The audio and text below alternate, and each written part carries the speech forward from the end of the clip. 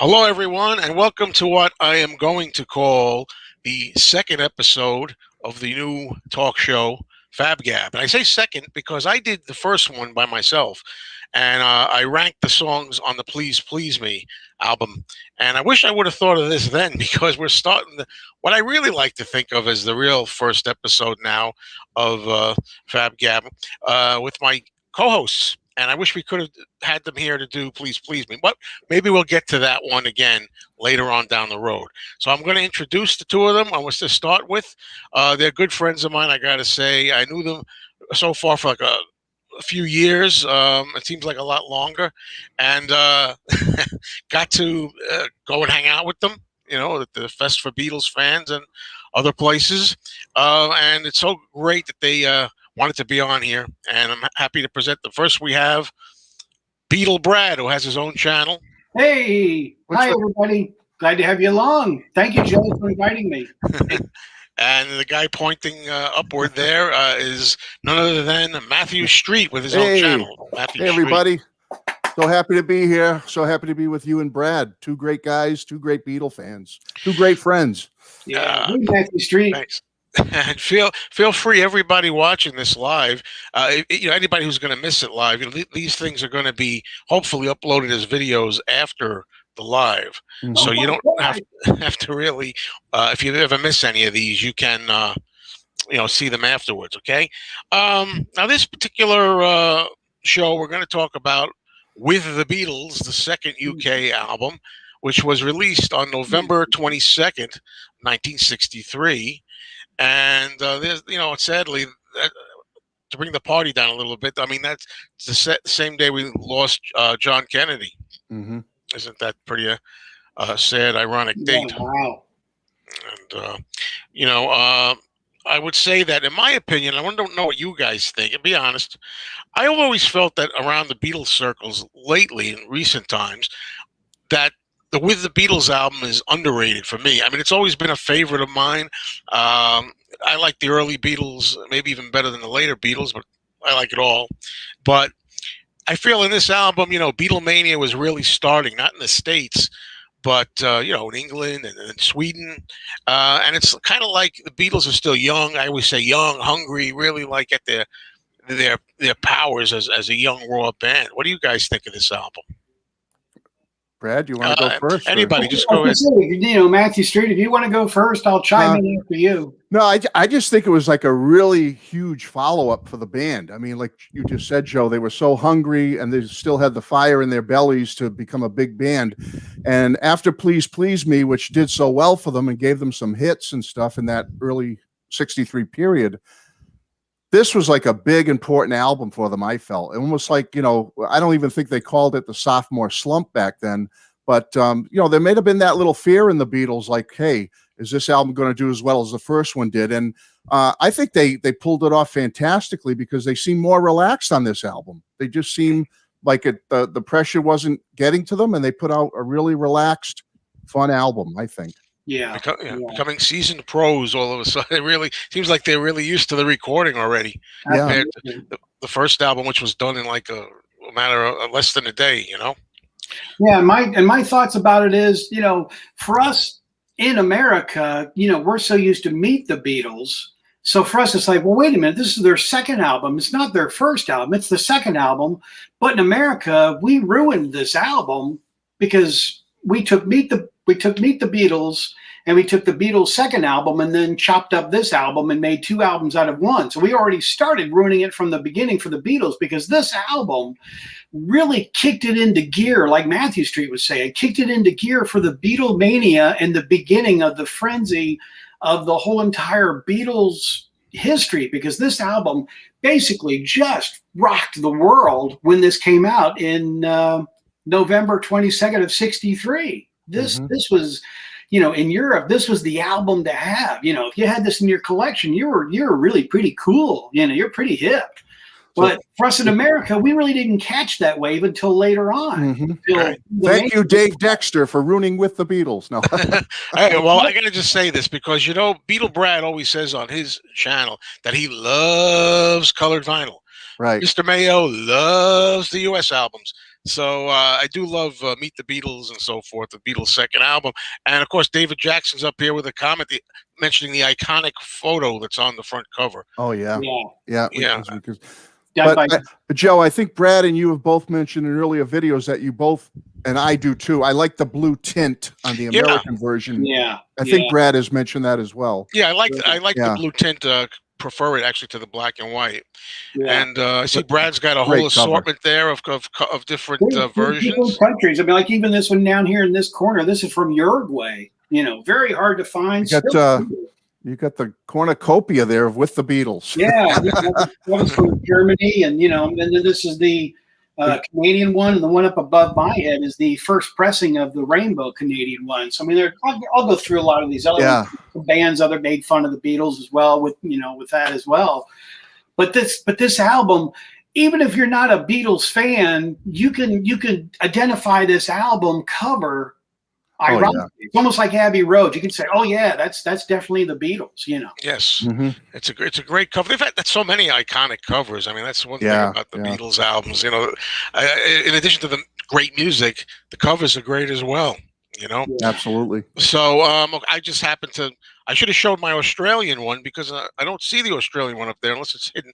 So I just showed this one that I wanted to do a little show and tell here. As you can see it up there in Brad's shelf as well. This is the German version, and it's got the banner, a green banner on it. Nice. So those are nice looking. Well, anyway, let's get going here. We're going to now attempt, as I always say, when it comes to the Beatles albums, I think they're unique in that almost all the songs, even the lesser ones, are pretty solid. They go from good to great a lot of times. I don't think there's too many dogs on these albums. So it's very, very, very difficult to try to rank these songs. And we were talking, and I know I had a tough time. How about you guys? Oh, yeah. Yeah, I went through many pages of paper, and I'd write down, okay, this is number 12. No, scratch it out. No, this is number 12. No, this is number 12. Because, I mean, to me, this album is just, it's not really back then considered a greatest hits package, but for the Beatles, I mean, for your second album out, this really just rocks from beginning to end. I mean, exactly. Green Street loves this album just like Joe, you do too. Yeah.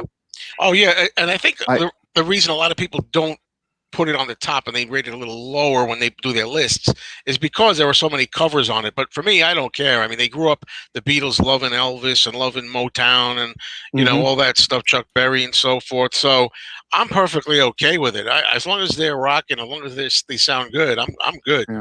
So this is to me, it always feels like the Beatles Motown and R&B album. If you really want to look at it that way, it's just even the songs that were their originals on here. There's a couple that have a very Motown R&B feel to them, and it just gives that overall vibe of Motown R&B, early rock and roll. Yeah, I think it's a great album, and it was very difficult to rank. I thought it was going to be easy at first. Like, this should be easy. I'll put this one. But as I started doing it, like Brad said, I'm like, well, should that be 12 or 10? Very, very difficult. I didn't have that much. I'm sorry. Go ahead. No, I'm saying I think every Beatles album is going to be like this for us because they're just so solid.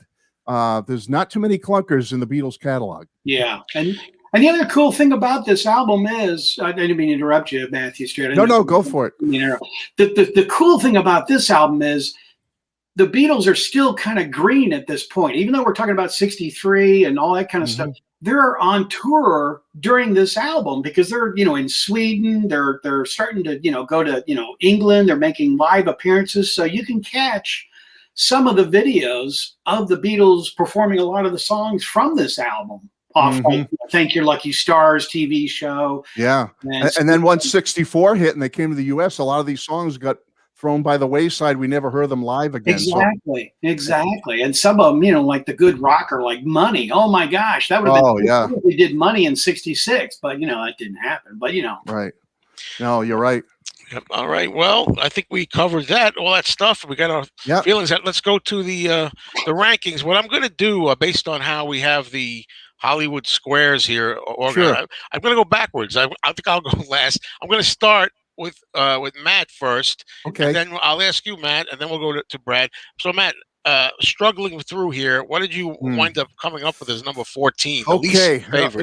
it was tough, as we all said. It's tough to do this, but my number 14 is "Hold Me Tight." Now, when I say that, it's my 14. It's just my least favorite track because I love every track on this album. But "Hold Me Tight," I had to have a 14. It's, I believe, a holdover from the "Please Please Me" sessions, so they worked on a little bit earlier in the year, and they didn't seem to quite get it at the time. They come back to it. They try it again to finish it all up. And I don't know, Paul's vocal just seems a little bit, I don't want to use negative terms because I love the track, but he seems a little nervous in his vocal. And I do love the backing tracks. The backing vocals are phenomenal on "Hold Me Tight," but I just had to pick a 14, and "Hold Me Tight's my least favorite on the album. Okay. Yeah. Thank you. That I can understand your reasoning. Okay, and Brad, what do you have for number 14? Yeah, number 14. Like Matthew Street was saying. But first of all, thank you everybody who is commenting down below. We'll get to those in just a minute. But yeah, definitely. I had a real hard time doing this. But for me, for number 14, starting off was "Devil in Her Heart." Oh, okay. Yeah, that one just it sticks with me, but it just doesn't do well. Yeah, originally called "Devil in His Heart." It was a cover song. Yeah. By the Donays. I think the version is. I think that's the one that the Beatles, right? We're going. Yeah, they. The Donays. They were a female. They had a minor hit with it, I believe. Yeah. Yeah. So it's kind of an interesting track, but I like it. But then again, kind of okay. I see where you're coming from exactly. Yeah. Okay, I'm just losing track here of the comments. I'm sorry, folks. It's going fast. Okay, it's live, folks. It's live. Okay, so for me, 14. I started out again. I love all these songs. They were all good to me. There's not a dog here for me. It's tough. But I went with "Till There Was You." I went with, it's Paul sings it beautifully. George plays great guitar on it. I mean, it's a Paul standard. John used to tease Paul with his granny music and stuff like that. Yeah. I mean, nobody does granny music as good as Paul, and I love the granny music 99% of the time, and this one too. But it's a show tune, from the Music Man, and I don't know. Something's got to be last. And for me, it's always been my least favorite track. In fact, as much as I love the album and still like that song, that's the only part of the album for me where I feel like, let's get this one done, so we can get on to the next one. So that's my number 14. Got it. "Till There Was You," and now we're gonna go for number 13. 13, lucky 13. Let's go back to Matthew Street. So Matthew, all right. What do you think? Okay, well, I guess I'm kind of following up behind you like a little kid following his big brother, because I have "Till There Was You" as my number 13. Again, a show tune. I have nothing against show tunes. I love them. Meredith Willson's song, I guess, what do they do? At late 50s, 1957, The Music Man came out. It was a live staple for a while, which surprises me. The Beatles played this live for quite a while there in 63, coming into 64 a little bit, I believe. And it's a great song. I love it. Like you said, Paul sings it wonderfully. And George's solo is just top notch. That acoustic, if you're a guitar player, and I'm not much of one, but that is like a solo you wish you could master because it sounds so beautiful. So I love the song, but something had to go 13. And it's just probably a song on the album that it's down towards the bottom half. Okay. And what do you say, Brad? Oh, wow. Number 13, my goodness. And yeah, I believe it or not, "Till There Was You." Hey, we match it up. Yeah. We have a match, ladies and gentlemen. Congratulations. You're the winner on contestant number. Well, anyway. Yeah, I mean, I'm right along with both of you on your thoughts. I mean, I like the song. It's not like it's a bad song or, it's like I don't skip it. I let it play through.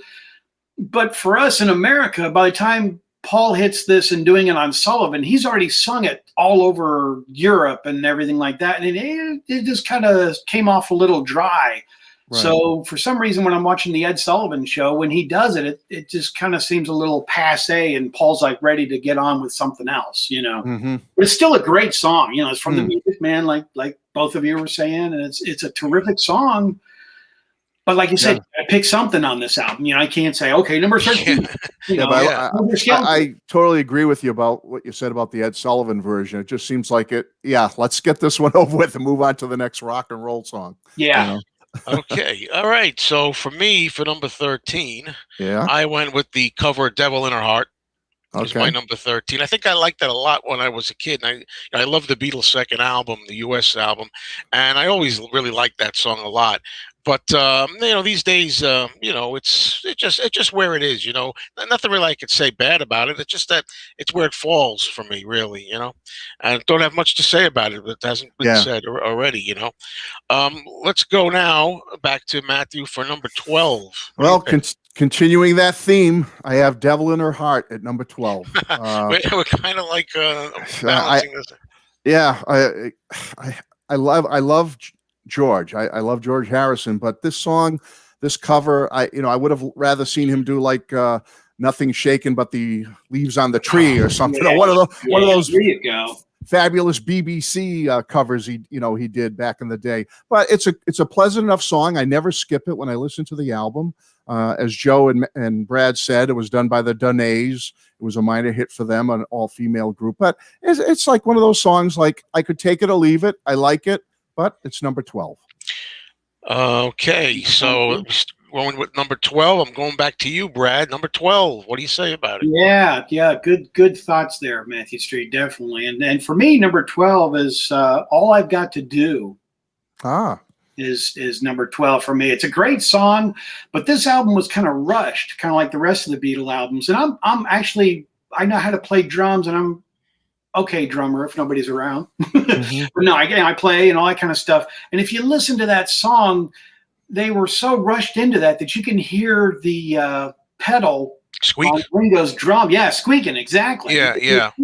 And I've got really good hearing, so when I hear that, I don't hear the song. I just hear Did you say something about send some of that good hearing my way, please? No, I have great hearing. What? Sorry. The song is that squeaking. I put the song. It's a great song. Yeah. We got to pick something like you guys are saying, and I'm right there with you. But for some reason, that's all I hear. You know, when I listen to it, I'm like, there it is. Do you hear it? You know, I tell my wife, do you hear it? There it is. There it is. There it is. You hear it on Please Listen to that squeak. I think also. What Please Please Me album. What the song was that?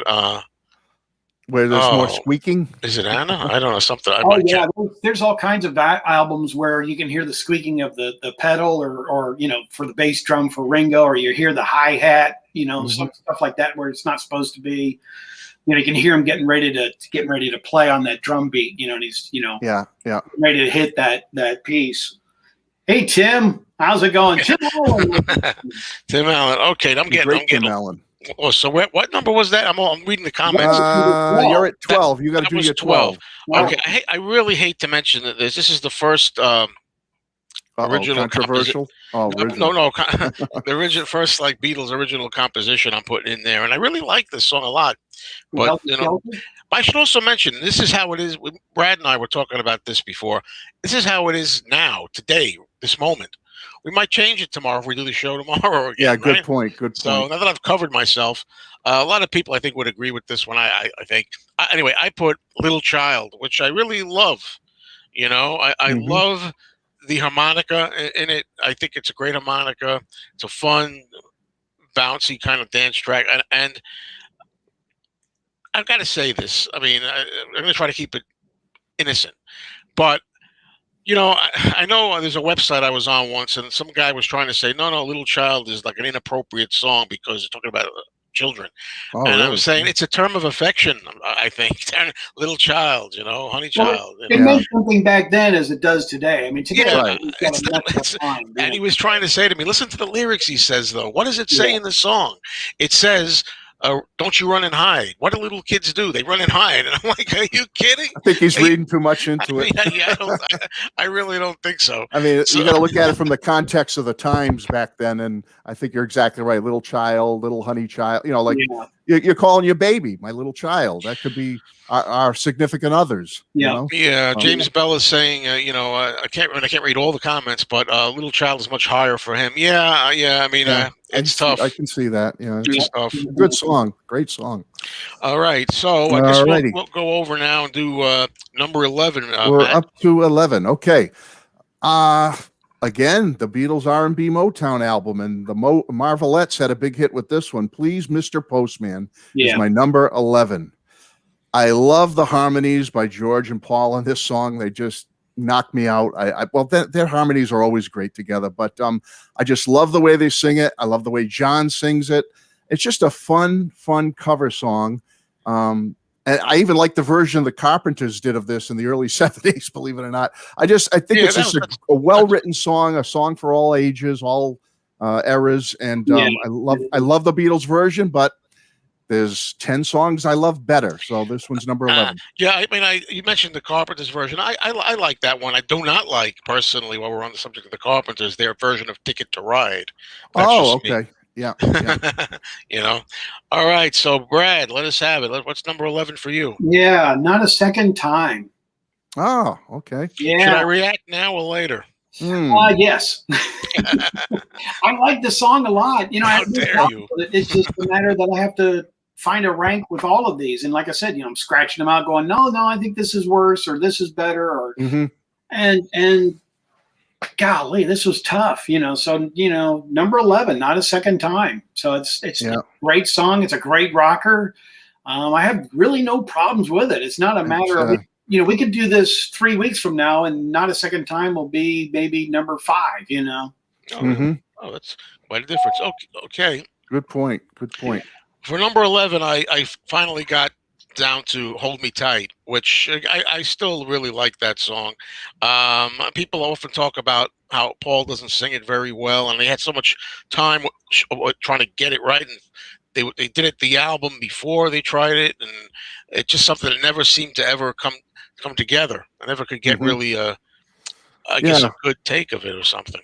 Yeah, someone mentioned earlier in the comments that Paul sounds like he's either sick or has a cold or something when he's singing it. I who knows? But like he's almost crying at the end, like you. When I was a kid, I wanted him to say boo-hoo. It's almost like boo-hoo instead of you. Boo.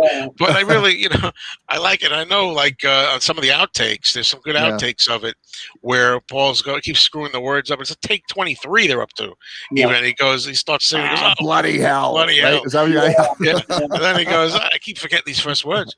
And it's like I love those outtakes. I sometimes think some of the outtakes of "Hold Me Tight" are better than the one that ended up on the album. Yeah. The guy in the control room gets mad. He goes, "Take 24!" He's yeah. They're getting upset. Like, come on, let's get going. He gets 24. Right. Yeah. I love that. Those are the things, by the way, I want. I'm anxious to have those after we eventually get Let It Be, the deluxe set and stuff. I really want to get the early albums. I hope at some point it's going to happen. Oh, I hope so. I really hope that'd be great. All right. Okay. Sorry, go ahead. No, I was saying I'm really excited about. I hope you're right about that. Yeah, didn't mean to. What are we up to now, Joe? Number 10. Yeah, now we're down to finally we got the top 10 top here. 10. So, how do you do this? I mean, how do you proceed? Well, I'm sweating.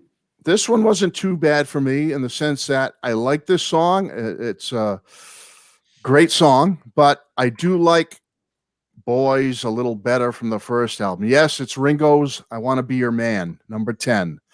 It's Ringo's Spotlight. I do like it. It's a great rocker that John and Paul wrote for him. And I do like Boys, like I said, a little bit better. But what did John say about this song? Something about, hey, we don't want to give the Rolling Stones anything too good. So we'll give them I Want to Be Your Man or something like that. Yes, that's interesting. But I like it. It's a great rocker. I like the Beatles version much better than the Rolling Stones version. And I had to go somewhere with it. Number 10, I Want to Be Your Man. Number 10, I Want to Be Your Man for Matthew Street. Okay, Beatle Brad. Now, number 10 for you. What do we have? Still working on this, I tell you. But it's he's still making notes. No. Actually, I'm on them written down. But yeah, you're right. It's crazy. I'm looking at mine now, like, oh man, did I do that right? I'll tell you this when I get to get to it. What I want to say about that, the notes. Yeah, but the interesting thing with all three of us, we're all kind of in the ballpark of, okay, number 12, this is number 11. Right. We kind of flip flop back and forth, which is I find that interesting. Yeah, that we're pretty close right now. Yeah, for me, number 10 was Please, Mr. Postman. I like it, but it's one of those where it just falls in that category of, golly, I got to pick something. I can't go, well, number 10's blank, so move on, Joe. Put them all at number 1. No. Yeah, there you go. Put them all 1. Right? And they did this live on a lot of the British TV shows and different TV appearances. They showed up with this with Morecambe and Wise. Thank Your Lucky Stars, and several other TV shows that they did, like the Drop in Sweden, they did practically the whole album with the Beatles. Yeah, you're right. Yeah. On that. And that was great. And they did, Please Mr. Postman, which was really great. Just as a side note, I'll let you talk, Joe, but just as a quick side note, when they were doing the rooftop for Let It Be, Please Mr. Postman was on the list to be chosen for them to do that on the rooftop during the Let It Be stuff. Oh, that would have been something else, huh? Wow. Yeah, they came real close to doing that song and Love Me Do on the rooftop. They had it written out, and Paul said, "Oh, we've done it before. We can't do it again." And John's like, "Oh man, well, we can." That would have been phenomenal. You can do whatever you want. But anyway, just back to that. That's that was something they were going to do on the roof, which that's a cool tidbit. I didn't know that. Yeah, that's very cool. Matthew, you're right. That would have been so cool if they did that, wouldn't it? Oh yeah, anything. I don't care what they could stand up there and play Happy Birthday or something. Until There Was You, they could do it. That'll be fun. Until There Was You. So hold me tight. Yeah. Number 10 for me. Yeah. Please, Mr. Postman. Oh wow. Yeah, that's where it fell with me. Yeah. Wow. And I love it enough. And again, probably from growing up as a kid and loving it on the Beatles' second album, it still resonates with me. But I managed to get it into the top 10, just number 10, and not much more I have to say about that one. It's just energy. It's the early Beatles energy. You could feel that feel of the earlier Beatles. I love it, but it's number 10.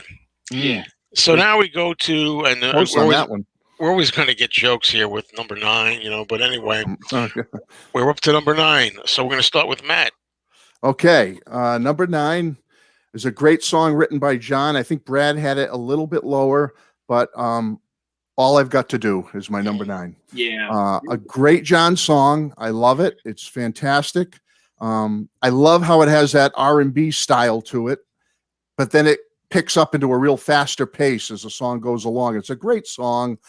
I can't say anything really bad about it. It just, like I always say, there's 8 others that I like a little bit more, but All I've Got to Do is a great song by John. He sings it well. I love the way he wrote it. And number 9.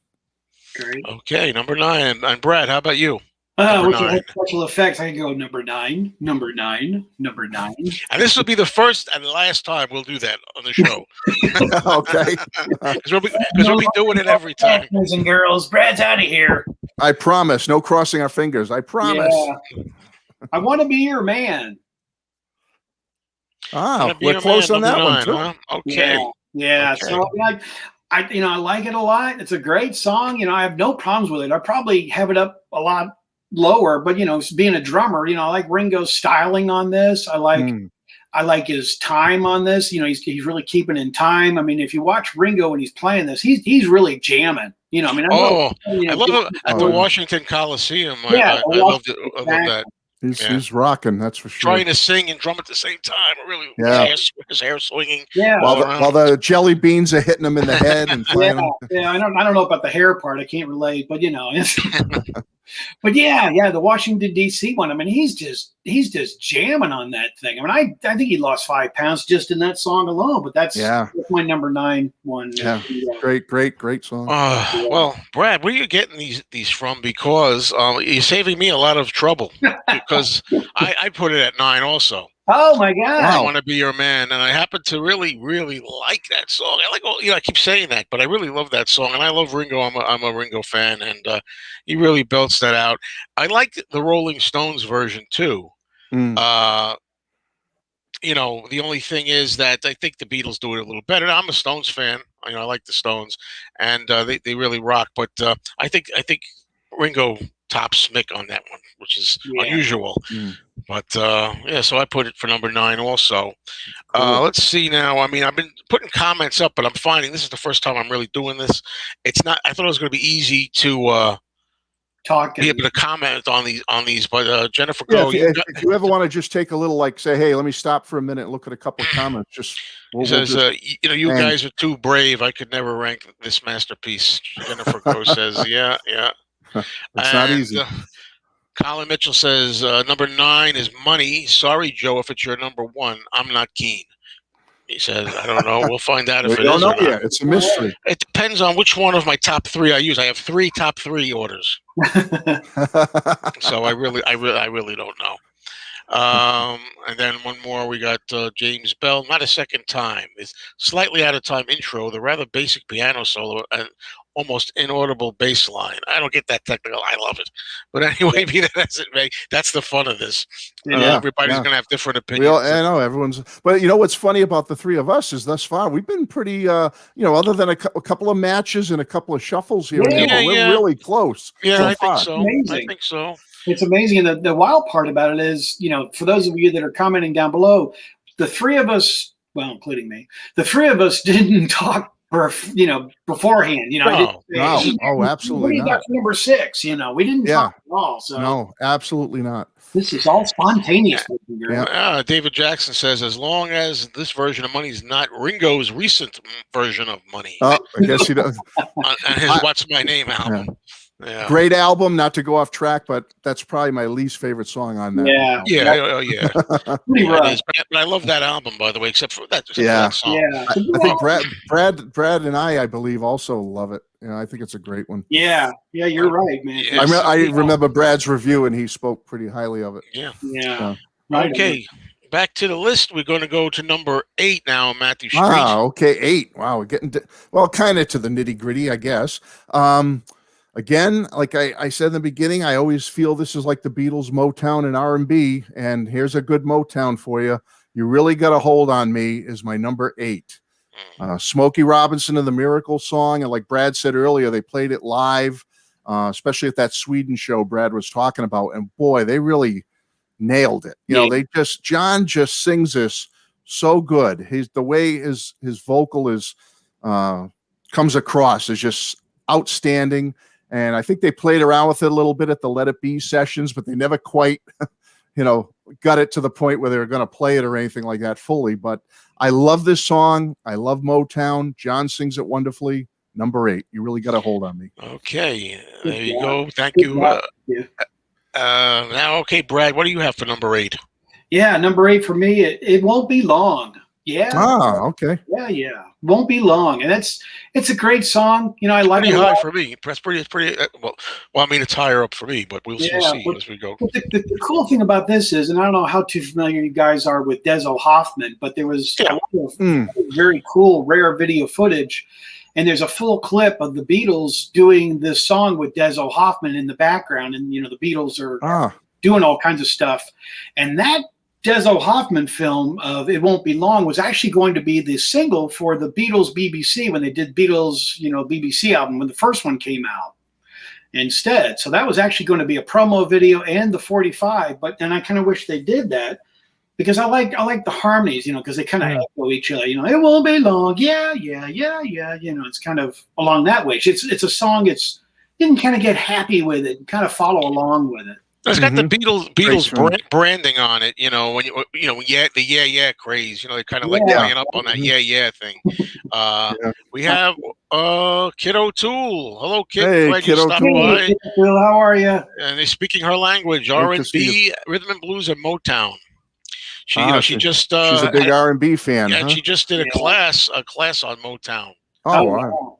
And very successful. Just real quick, Kid O'Toole, thank you very much for the Beatle fan article that you wrote about me. That's fantastic. And me too. We're all in all it. Of us, all 3 of us. And Joe, all 3 of us were in it. But I thank you definitely for including me in this group of fantastic VC people. Like I said, Matthew Street and Joe. Thank you. Pleasure. And where legends for a lunchtime, right? Is that how it goes? There you go. I've lost my place. Oh well, we're up to number 8. So Number Brad, 8. Yes. Okay. Brad gave his. Right. It won't be long, so you're next, Right. buddy. How can I forget? Okay. For me, I went with "You Really Got a Hold on Me." So, Okay, we're again, matching on that one. You know, All right. Smokey Robinson song, love it. It was passion. It's beautiful the way they all come together on that. But something's got to be a little better for me to put that at number 8. I mean, I like the other 7 maybe a little more, at least on this date. We'll see what happens as time rolls on. Absolutely. But that's it, number 8. You Really Got a Hold on Me. All right, now All 7. right. We got 7 left. Oh, we're starting to get to that crunch time, nitty harder gritty. This is where it gets hotter and harder. And I don't know. We've been all pretty close so far. I'm wondering when we're gonna like make any major shifts. You know. Well, we'll see. I think that so far maybe it won't be long as a major shift for me. Other than that, we'll find out. Okay, number 7. Right, number 7. Again, as I mentioned earlier, we're going back to Kit's favorite R&B kind of stylings, and I feel on this Beatles original they really tapped into that R&B flavor, and it's "Little Child" is my number 7. There's a big difference. It's a raging rocker by the band, in my opinion. I just think they're just hitting it hard, rocking out, and that harmonica solo is to die for. I mean, it's almost like John's gonna tear his throat out. You know, the way he's ripping on that harmonica, just, I don't know, it just pulls me in every time. I've always loved it from when I was a little kid, and as I've told in the past, Meet the Beatles was my first album, and it's on there, and I loved it, and I still love it. Little Child, number 7. I have to change my ranking. I got to make it higher now. You convinced me. I mean, I love it so much. I was like, oh, how can I put it down here? Okay. I don't know. It's not. It'll be more fun when we get to solo albums and easier, I think. When we get to solo I think albums. solo are going to be a lot easier. All right. So now we're up to you, Beatle Brad. Number 7, please. Yeah, and I'm glad we're not doing a triple album to start off with or something like that. Oh boy. Yeah, exactly. Yeah, that's going to be rough. I We get to the White Album. said a couple seconds ago, you know, we didn't talk to each other when we did this, but I'm right there with Matthew Street. You know, good lad. But I'm going with Little Child. I mean, it's all right. We're talking about this album came out November 22nd, 1963, and to me, this song is what we considered in 1963 almost like heavy metal. Yeah, it rocks. Yeah. Oh yeah, they're tearing it up. That's for sure. It rocks, man. You know, it really just tears it apart. And once again, Deso Hoffman puts together a whole video for this song, which I'm surprised did not make the anthology, because this would have been a fantastic rebirth of this song, and I think it's well underrated. That sounds like okay. Very good, very good. All right, now I think this is where we're going to maybe be a little controversial, possibly number 7. I love this. It's a cover song, and I really love it. But it's "Roll Over Beethoven," number 7. All right, I put it at number 7. I have a feeling it's Matthew Street's number 1. I don't know why I think that. George, to me, you know, George seldom, I think, George seldom rocks. I don't think, and it's hard to find him really rocking a lot. But boy, does he rock on this! As much as I love the Chuck Berry version, I gotta say I love the Beatles version even more. I really do. George really kills it on this. And I just love it. I mean, you still have it in the midpoint of the album, so it's. Oh yeah, right to the top 10. Bad. Top 10. All right, so now let's go to number 6. Number 6 again, for all you Motown fans out there, Kid O'Toole and whoever, "Money," another Motown, John Screamer. This is like his Twist and Shout Mach 2, you know, so to speak. Comes into the second album, and I don't know if they consciously thought of it that way, to pick a really good screaming rocker that John could tear up his vocal cords on, but boy, he does it. And with that great George Martin piano on it and Ringo drums. I mean, Brad, you're a drummer, you would know, but Ringo drums so fab on this track. I love "Money." It's one of their best early rockers, but I had to put it somewhere, so I put it at number 6. Number 6 for "Money" for Matthew Street. Okay, Brad, number 6. Let's hear it. Yeah, I'm kind of almost on the tag again with Joe. I'm going back to Roll Over Beethoven. Ah, okay. Whew. Oh boy. I'm I gonna mean, take a what drink can of I say? water. I gotta drink a drink of water. Yeah, but what can I I say? didn't even think to do that. I don't have water. I'm sorry, Brad. Go ahead. You didn't get the water memo? No. Go ahead, sir. I'm Matthew sorry. speaks on that. But yeah, no, it's a great song. I have no problems with it. The only problem is with Roll Over Beethoven, it almost ends up on every single compilation, like greatest Right. hits, and I'm kind of almost burned out with the song, to tell you the truth. If I could find the one song that I'm burned out with. But I still Oh, like it. good, I mean, good. it's still still a hopping good song. And I totally agree with Joe. The Beach Boys, I've got a lot of their albums, just like Matthew Street. You like them too. Oh, I love them. That rendition of it, I don't know what they were smoking when they did that, but they really need to increase the tempo on that. Oh, well, hold on a minute. Here's an interesting comment from Colin Mitchell. Roll Over Beethoven is my number 14. He says, Oh, this and rock and roll music, his least Oh, favorite Beatles songs. okay. Oh, we lost Matthew Street. Hopefully he'll come back in. These Well, things, I'm gonna send him another link. I'm gonna send him another link. Don't worry, folks. Matthew Oh, Street he's was back. He's already back. like Hold on a minute. All right, this is gonna happen. why did you put that post up? I had a panic attack. Oh, is that why you left? No, I'm only kidding. No, actually, I went to go fall back after you said he had a rollover Beethoven at 14, and my little thing here popped up in the air and landed on my keyboard. Oh man. Okay. Sorry about that. I thought you passed out, and then I know. I got to get over here. I need some cold water and fan me. Get Mrs. Street over there and dial 911. Matthew Street just hit 14. Mrs. Street, what do you? Come on. All right. Beetle Brad. Sorry Tom about Hardy. that. Tom Hardy says Beetle Brad is number 1. Thank you very much. All right, I appreciate it. That's kind of you. Rock on. Okay, what else were we up to? Help me. Number 6. What are we doing? Number 6. I just did my 6, and then Brad did his 6. So. All right. So number 6. A song that a lot of people put lower. I mean, higher, low. I mean, like in the teens or 14, 13. And it's John's song, All I've Got to Do, number 6. I really like that. Okay. I've always enjoyed that song quite a bit. Enough to make it number 6. I love the way he sings it.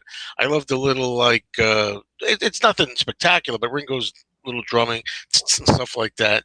I just love the way that is on it. And I love that. Oh, at the end of it. Mm-hmm. You just got to call on me. So All I've Got to Do is number 6. Number 6. And at this point, you know where this brings us, don't you? It brings us to the top 5. Top 5. And this is certainly not easy. Oh, here's Robert P. saying, I like Beatles, Beethoven, still better than ELOs. Oh yeah, you're right. Yeah, Yellow did it, and it's okay. It's not bad. I know both of you have heard that as well. I know. Yeah. Matthew Street's a big ELO person, just like I am. Love him. Yeah. Yeah, I love him. Yeah, I've heard their version. I mean, I like ELO. Not so crazy about Roll Over Beethoven by them, but I like ELO. Yeah. You want to read any more, Joe, before we hop in? Let's see. There's a lot. James Bell's writing a lot of stuff, but they're kind of long. It's okay, James. Keep them coming. Where should I go here? Don't Bother Me, James Bell. I love the fact that the song has a downbeat, almost negative feel to it. So do I. I also like the playful but rather sullen lyrics and the moody vocal performance from George. Amen. I couldn't have said it better. Yeah. Remember this when I get to Don't Bother Me, because James just said it for me when we get to that. Okay. So, let's see. Blah, blah, blah. Here are a lot of stuff. What's this what's Robert P says it's just too overproduced. Which one are we talking about? The ELO maybe? I don't know. Yeah, he might mean that one. Yeah. Okay, let's go to the top 5 now. Top 5. And we're going to start with Matthew Street.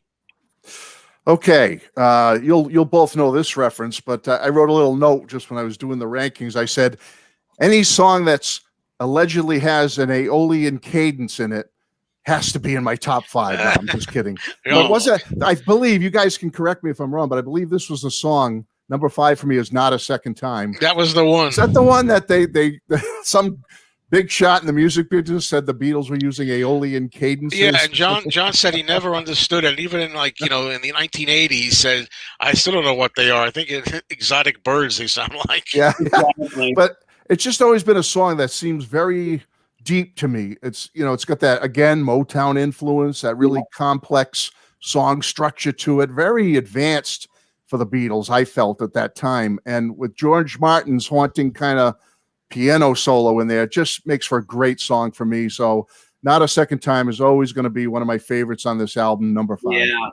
Yeah. Okay, Brad, number 5 for you. Okay, number 5 for me. Oh, we're talking about With the Beatles. Okay. Number 5. Yeah, wow, what a great song. But number 5 for me is Money. Money.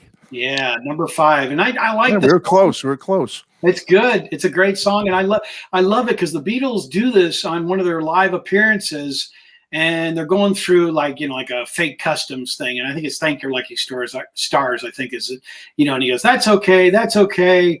And he says, what's in this suitcase? And then they go, money. And they throw it all in the air. And then the Beatles start in right away with playing Money. And so it's kind of memory thing for me. Really cool. Like really cool watching the actual video of them doing it, right there. So Money. Okay. Thank you. And I'm going to give my number 5. Always loved this song from back when I heard Meet the Beatles and it opened up side 2, I believe. And that's George's first song, Don't Bother Me. Yeah. I really love it. Very impressive for a first song. I think, of course, he wasn't very thrilled with it. He didn't think it was a great song, but why would he? I mean, a lot of times an artist can be his harshest critic. I always say, sometimes you got to like really judge for yourself. I mean, because a lot of times the artists don't like it. Even John Lennon thought all the Beatles songs should be re-recorded, including Strawberry Fields. So what does that tell you? Wow. Yeah. So it was said so well before. Sullen, moody feel to it. I like the double track. There's a lot of double tracking I like on this album, and I just love the way George sings it. And it's number 5 for me. Don't Bother Me. Nice. Good job. All right, now we're down to 4, and it's at this point that I had trouble from the beginning, but this was really, really absurd. Especially like the top 3. The top 3 were really tough. You're right. I think that these things, Matt, I think you and I are going to be so similar in a lot of things because I said the same thing. It's the 3, really. 4, not as much. But when I got to 3, I have 3 versions of 3. And I'm sitting here still thinking which way I'm going to go when it comes down to it. So, I know. All right. Changes. Let's So, see. number 4. I am up to my number 4, and it is Roll Over Beethoven by George. Okay, made it high up there for you. It's just a great song. If anyone that watches my videos knows how much I love Roll Over Beethoven, and I love the Beatles' second album, and I love it on this album. I mean, John's pumping rhythm guitar. It's the Chuck Berry. I love Chuck Berry, and I almost think the Beatles bested Chuck Berry a little bit with this song. I just like the Beatles version so much. And George's lead guitar is just unbelievable. It's one of the most kick-butt rock and roll guitar solos ever from that era, in my opinion. I just love it. I love the way they kicked off the Washington Coliseum concert with it. It's just they kicked off the Beatles' second album with it, and here in the U.S., and it's just one of my favorite George rockers. Roll Over Beethoven, number 4. Yeah, excellent. Okay, very good praise for that song. I think I agree with it. Number 4, Brad. Yeah, number 4. Let me chime in real quick with Matthew Street when he's talking about Roll Over Beethoven. I think George Harrison liked that so much. I mean, he did it on his live in Japan concert. That's right. Right. Yeah. Even George saw it as one of his classic songs. So that was really thrilling to hear George do it in '91 in Japan with Eric Clapton. So we're talking about something that you're exactly right. I mean, to pick that one out of all the songs he could have says a lot. You're right, Brad. Yeah. So anyway, I mean, I didn't want to interrupt you when you were done there. No, I'm good. I'm good to go. That's definitely my number 4. Yeah. So for me, number 4, if those of you are keeping track, like Tim Allen and the rest of you that are commenting, For me, it is All My Lovin'. It's interesting. Good song. That's I like the song.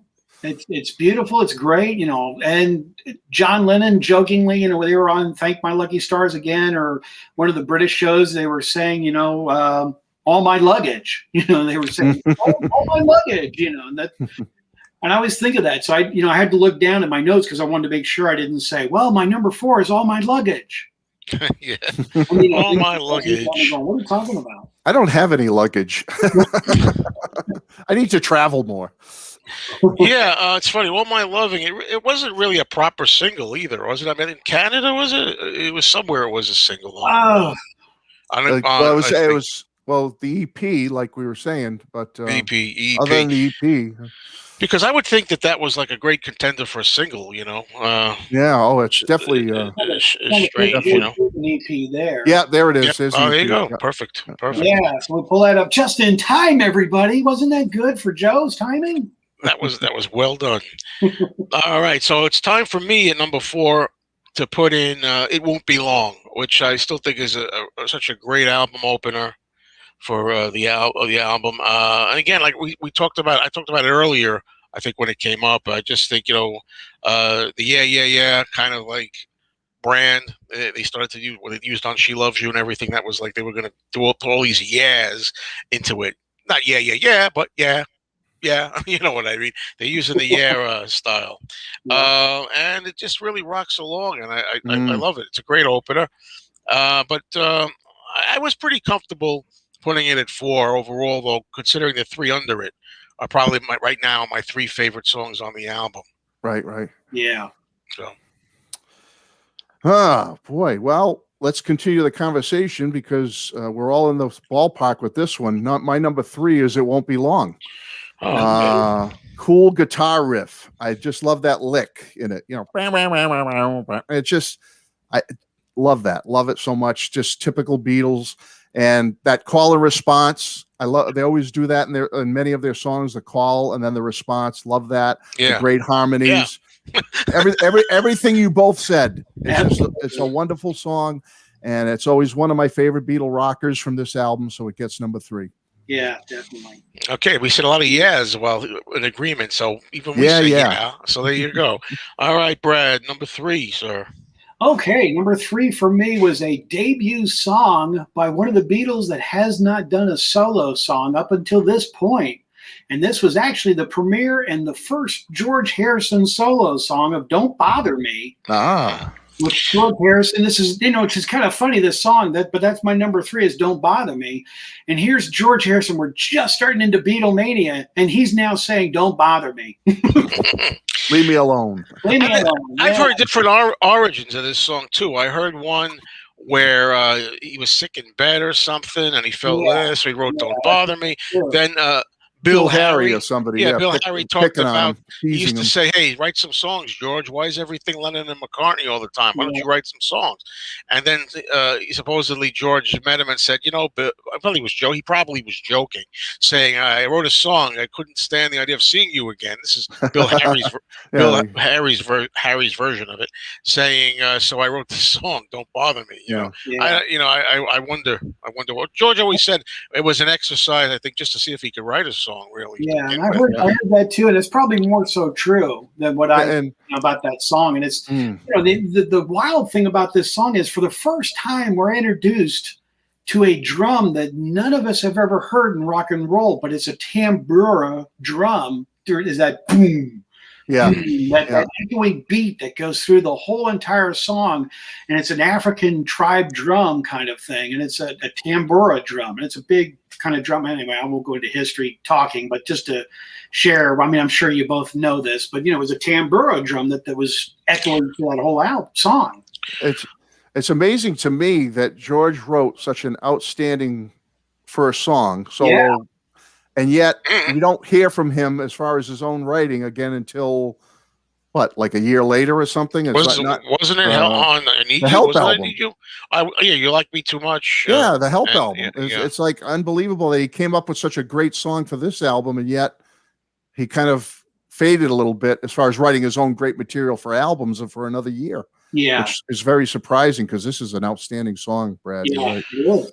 It is. I wanted to put this back up. I'm sorry. Sam St. John's was wondering, didn't George leave "Don't Bother Me" out of his autobiography because he hated it? And I'm not sure of that. Did he? I don't know. I don't think so. I mean, I think he liked the song. You know, I don't know if there was that much resentment towards a lot of George songs. I think George was in the fact that Paul and John were just writing hit after hit, and I think George was kind of getting a little left in some of it. But I don't know about that part of what you're saying about his book, though. Yeah. No, you're right. He was very insecure about his writing in the beginning, but I don't know. Very shy boy, you know, growing up. George Harrison was extremely shy, and he always told his mom, don't tell the kids where I'm playing. He often played by himself because he was a very, very quiet child growing up. And and I did the tour of Liverpool, and they were saying that George really was a loner. So here's somebody who's an absolute loner, and he ends up being in the largest rock and roll band in the world, meeting millions of people all the time. And George was just taken back by it all. Yeah, and he never seemed to get comfortable with it either. Yeah. We have a Robert P. comment that says, Brad, that's what you're supposed to do, is elaborate on these songs with your expertise. I don't know about expertise. I certainly, Matthew Street, you're filling them in, and Joe, you're rocking right along. So I think it's a threefold great show. Well, I'm concentrating. I tell you, folks, it's tough to concentrate on all the comments and bringing things up. You can't really focus on everything. Yeah, I feel sorry for Kid O'Toole now, who used to do this on Talk More Talk. There's a plug, our show on YouTube, Talk More Talk, Solo Beatles. Oliver says, wow, Brad has said drums more times right now than he has in his entire life. Well, I learned something new today. I didn't know Brad was a percussion guy here, a drum player. That's pretty cool. I didn't know that. I have a 16-piece drum set, Slingular. Ah, all right. And we got to get a picture of you behind the drum kit. Post it one of these days. Yeah, I'd love to. That'd be great. Yeah, I'll have to get I'll have to dig out one of these pictures. I mean, I've got videos of me playing like "Hey Jude." And I'll grab a tambourine. Joe can get some maracas, and we'll have a little. Yeah, I'll do the Ringo thing. All right. All right. So we're in lost again. We're top. This is number 3, isn't it? Yeah. Oh yeah. All right. I got 3 versions of it. I don't know which one am I going to go with right now, this moment. All right. Number 3, I'm going to go with "All My Loving." Number 3. Really? I think this is a case for me where wonderful song, those great guitar triplets by John. It's one of Paul's first classics, I think. Early classics that he wrote. The thing is, there's something I'm going to be referring to, and they talk about this a lot on a show called Two Legs with Tom Hunyadi and Andy Nichols. They use the term fatigue sometimes. Sometimes there might be a song that go a little higher for you, but fatigue gets in the way, and it's like you're voting for it a little lower because you're a little too used to it or hearing it too often. I think that if I was going to say, well, which song on this album do I think is, quote, the best song, the greatest song of it, I might have put it number 1. But I'm basing these basically on how I feel, right, and when I want to hear them and things like that. So right now, at this point, I'm putting "All My Loving" at number 3. Got it. For the reasons that I stated. Okay, and now we go for number 2, which is and by the way, folks, if I could just cover myself, any day these can go in different orders, these 3 for me. It changes, 2. Yeah, especially the top picks. Yeah. Okay, my number 2, and giving some props to Mr. Harrison, is "Don't Bother Me" by George. Is my number 2 pick. That is fantastic. Go ahead. We spoke about it already. To hear it that I love hearing, choices like that are unusual, like high. You're not afraid to give it a number 2. Yeah. No, it's definitely up there for me. I mean, we talked about the Bill Harry thing, busting George's chops and all that stuff, and but it's just for its time period, that late '63 period, for George to come up with such a dark, moody rocker with the start and stops and that very advanced guitar solo, in my opinion, on it for the time. Just a great, awesome guitar solo. It's just one of those tracks that's a classic song. And it, again, like we were talking earlier, when I see such a great song like this from George at this period of his young career, it just surprises me that it took him well over a year to have another original on a Beatles album. Because this song is so outstanding. It's like maybe his insecurity was getting in the way, like Brad said, with John and Paul being, right there with him. And you even have John writing, I'm happy just to dance with you for George. for the Hard Day's Night album. I love this song. It's always been just one of those songs that's so advanced for its years to me, coming out in 63, but it feels like something that could have been written years later. He nailed it on this song, and I think it's one of his top songs ever. So number 2. Don't Bother Me is Oliver's favorite song on the album. Top 100 Good job. Beatles song for him. Okay, go ahead, Brad. What's number 2 on this for you? Yeah, for me, number 2 was Hold Me Tight. Yeah, I tell you, you were saying earlier, you got to choose something. Yeah. And out of all 14, they from 13 on, it was a real struggle for me. So, I mean, even at this one, Hold Me Tight. I mean, as Joe was talking about earlier, and Matthew, you were talking about it earlier too, there's bootleg outtakes of this song, and, they go, Hold Me Tight, take number 3. You can hear them in the studio. And, and I love hearing stuff like that, to where you can hear them making the song and kind of putting it together. So I almost can kind of enjoy hearing that than the finished product. It's great hearing these songs, definitely. But when you hear some of the outtakes, you kind of say, oh, that's what they sounded like in that. I like that a little better. It's just got a little bit of rougher edge. Yeah, interesting. Yeah. And also, by the way, again, like I just said to Matt, I mean, to have something like Hold Me Tight so high, it's unusual, but in a good way. I mean, to have it at number 2, And I love stuff like that. It's a song you don't hear on greatest hits album. Our second one on the greatest hits is, Be Tight. It's like, really? You don't hear that one on too many albums. You don't hear it on them that much either. And James Bell says, wow, Brad, really surprised at the high ranking. Okay, you're going to see a lot of stuff like that, a lot of interesting disagreements and things. Okay, so here we go. What do I do here? Number 2, I'm going with Not a Second Time. Yeah. I love Not a Second Time. And it's a lot like in the same vein as Don't Bother Me, I think. It's got that kind of like, sullen, serious thing. Maybe I like Not a Second Time with that because of the Aeolian cadence on it. Maybe that's what it is. But the piano, the George Martin, the piano was so good in it too, I think. I just love it. It's got a real like serious, intense feeling to it that I like. And I love John's singing, and even though it's just a little thing at the end when he does the at the end. I love it. You know what I mean? Maybe Buddy Holly-ish, I don't know. I know you're a big fan too of Buddy Holly, Matt. So, love him. Yep. I love Not a Second Time. It can even be number 1 on a different day. Okay, so that's it. Number 2 for me, Not a Second Time. Nice. And there's a nice version I just only discovered by the Pretenders of Not a Second Time. Yeah, I never had heard that till I heard it on the Beatles channel. That was something that I liked on the Beatles channel. Yeah, that's great. Great version. I still haven't heard that. And Matt Gregory says Not a Second Time is great, and adds, which I concur, George Martin is the 5th Beatle. Absolutely. I concur, and that's one of the examples where I think Yep. And David Catalano says outtakes are great. Yeah. And Colin Mitchell, this has been awesome listening to 3 fantastic Beatle fanatics. Hey, thank you. Yeah. Stephen Schnee, Not a Second Time is number 1 for him. All right, Stephen. Nice. That's right. Almost was number 1. I have a list with a number 1, but I changed it around. All right. Now speaking of number 1. Speaking of number 1, and I hemmed and hawed over this because I almost put Don't Bother Me at my number 1. I really almost did.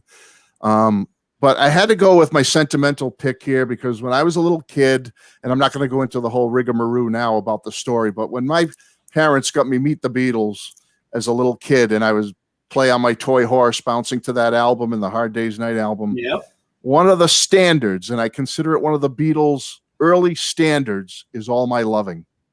It's my number 1.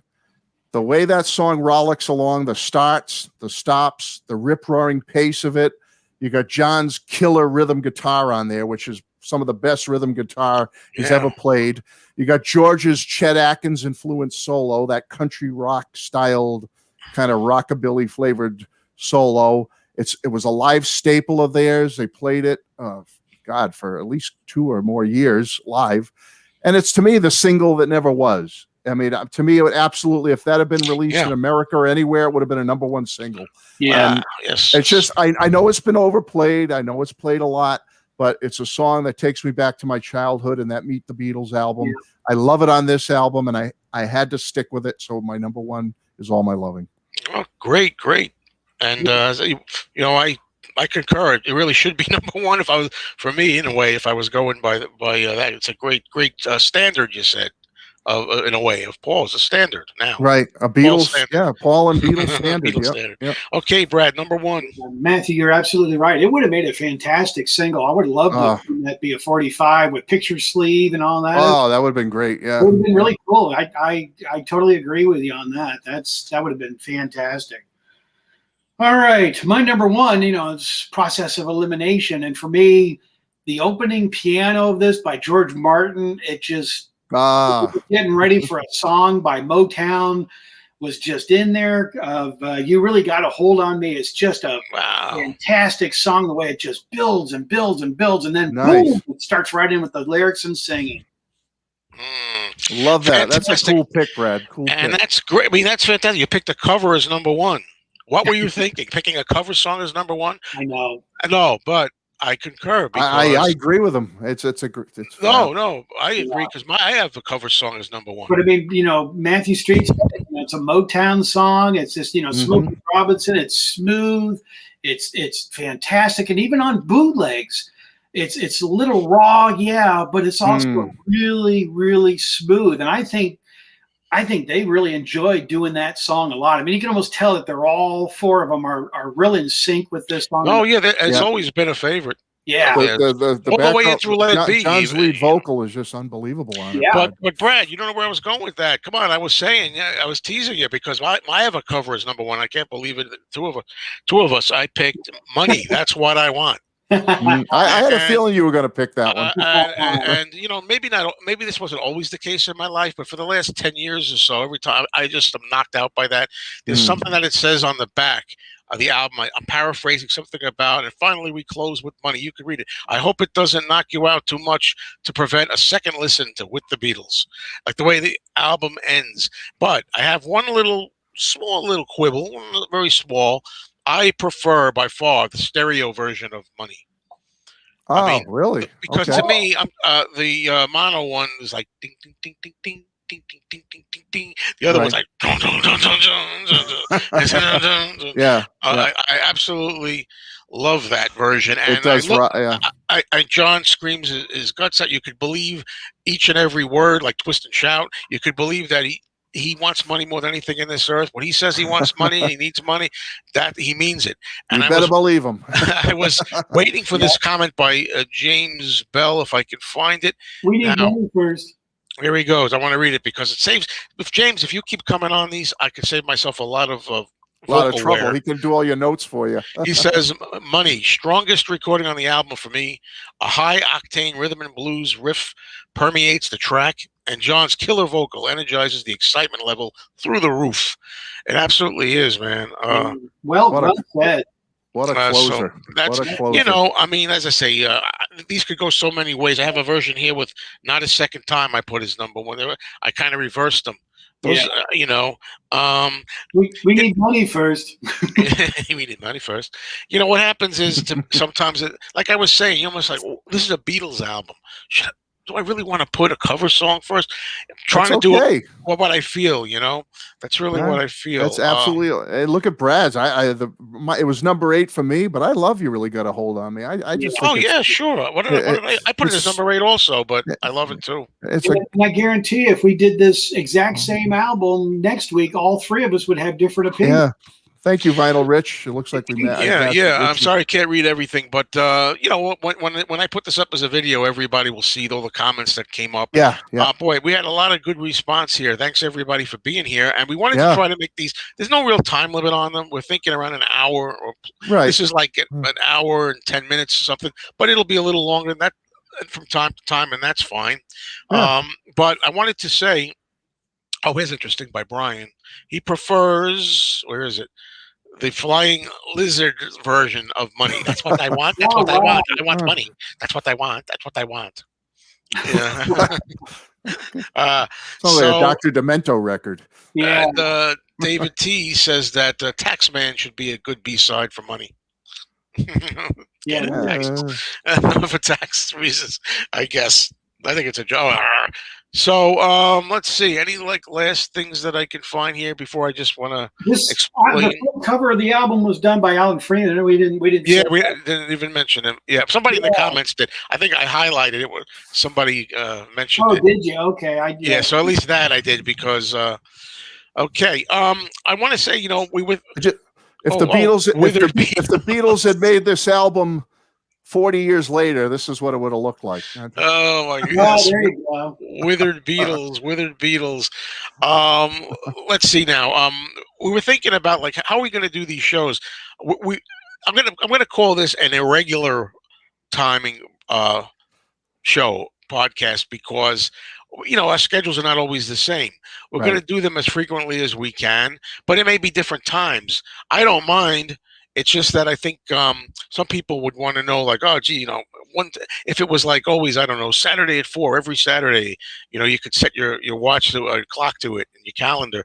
But we don't really know. We'll let you know as we go along. When will the next show be? Will it be on a Wednesday at 8 o'clock at night? Will it be a Sunday at 6? Who knows? And we'll talk about it, right? What do you guys think? We'll work it out. Let me absolutely back on what you said, Joe. And Matthew Street, chime in, please. But with 3 of us, if Joe happens to say, well, we're going to do it on Friday at, let's say, 8 o'clock, Matthew Street and my channel and Joe's, all three of us will have that posting to let you know of when that show is coming out. So you won't be. Absolutely. Yeah. Right. No, that's a good point. Yeah, I'll be happy to do that because with the 3 of us in different schedules and whatnot, we'll definitely, it may have to be different days or different times, but we'll try to keep it as and from time to time, possible. If one person can't make it, we're also going to have guest hosts. It's going to be kind of loose. So we'll see. It's going to be loose, kind of fun. Loosey goosey. And some people from England are saying, do them so us Brits can join in. Yeah, if you do make them too late Eastern time, then it's too late for them. But remember, everything's going to be a video on your channel, right? It's going to be a video here on my channel, so that's good for those who missed it. But it's fun to join in live as well. And then Colin Mitchell says we are 5 hours ahead in the UK. Yep. So don't do the shows too late, please. Yeah, exactly. Yeah. And same thing too. If I do it too early, people like Tom Hunyadi in Arizona or something wouldn't be able to to make people in Arizona. So we'll figure it out. It'll work out. And I want to thank you guys. I had a blast like I knew I would. Yeah, this was a lot of fun. Thank you so much. It wound up great. And thanks so much, everybody, for tuning in. Please subscribe to all of us if you haven't already. Subscribe to me, Mr. Mayo, Beetle Brad, Matthew Street. We got a lot of ideas for topics. I should also mention it's not always going to be. We're going to do rankings. We're determined to go all the way up to McCartney 3. Okay, all the solo albums too, and whatever else comes along after McCartney 3. But it's not just going to be rankings. If there's news, if we're going to talk about, maybe we'll talk about the Beatles movies, talk about, the Ed Sullivan Show, First Time in America, all different topics. So it's not just ranking shows, but we'll be doing a lot of the ranking shows pretty steady. Yeah. I think it's going to be a lot of fun. Yeah. All right. And doing it with you 2 guys is the best. You're the tops. Thanks. Thanks so much. Two great Beatle fans right up here. Yeah. Well, you 2 are definitely the best. The top of most, the papa most. Yeah. Most of the papa most. And the people watching. We have some great. There's so many. What's nice about this format is so many wonderful Beatle fans out there, and we can all get together. You can't beat it. There we go. Well, thank you for everybody who commented. We do appreciate all the comments, and we definitely will read them and cry over them. And Oh, well, we didn't do too bad on this one as far as no. It'll be fun with debating in the future, I'm sure. Oh But yeah, everybody, I'm sure it'll get more intense. thanks everybody. We're going to sign off. This is Mr. Mayo, and speaking for Beatle Brad, Matthew Street. Enjoy, and the Beatles forever, as we know. Take care, everybody. Bye, everyone.